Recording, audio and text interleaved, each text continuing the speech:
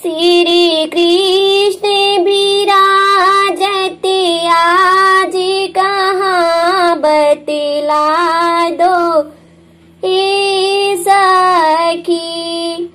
जो हम रही थी जल के मछलिया, जो हम रही थी जल के मछलिया।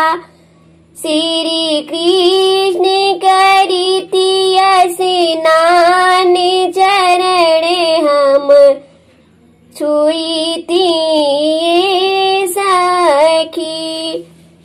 श्री कृष्ण विराजते आज कहाँ बतला दो ये सखी। जो हम रही थी मोर के पंखी, जो हम रही थी मोर के पंखी। श्री कृष्ण चली थी कचहरिया मुकुट पर विराजिती ए सखी।